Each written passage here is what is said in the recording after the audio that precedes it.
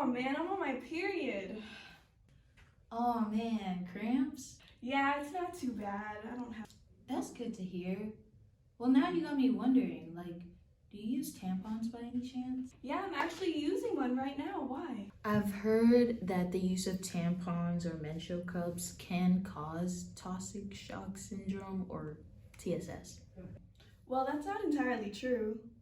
How do you know? People that use tampons while menstruating have an increased risk of TSS if they keep the tampon in for long periods of time. Other cases of getting TSS can be caused from after surgery, childbirth, the flu, lesions, and burns. I do know that if you leave like a tampon in for too long, it can cause bacteria to grow, therefore leaving you at the risk of TSS. So, wait, what is toxic shock syndrome? Toxic shock syndrome can be caused by the bacteria Staphylococcus aureus. Can it be transmitted? No, it's a non-communicable disease. Staphylococcus aureus is also a super antigen, which triggers a really big immune response to the body.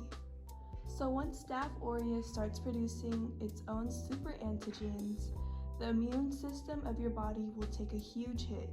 Once Staphylococcus aureus is in the uterus, it can then transport into the bloodstream.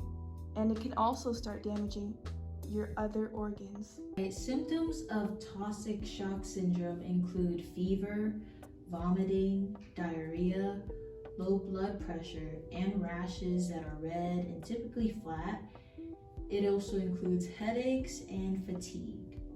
People at risk for TSS are people that menstruate and use menstrual cups or tampons for prolonged periods of time, if you have had a recent staph infection, if you've had a recent surgery, and or if you use barrier contraceptives.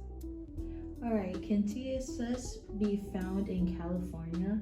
It's very rare. So in a recent study, 1991 study in Northern California, there were 1.5 cases per every 100,000 women on their period after removal of tampons. So some of the treatment options are the removal of dead and damaged tissue, which is usually done through surgery, and then fluids such as IV to replace all the fluids that were lost through sweating, bleeding, or vomiting. And then you have medications that you can take, antibiotics, which include clindamycin, which rids bacteria or kills off the bacteria. Here are some prevention tips for toxic shock syndrome. So you should change your tampon every 48 hours, opt for pads at night, proper wound care to prevent infection of surgical incisions, washing hands, and saying no to super absorbent tampons. Okay, so we want to leave you with 3 words of advice, and that is change it out.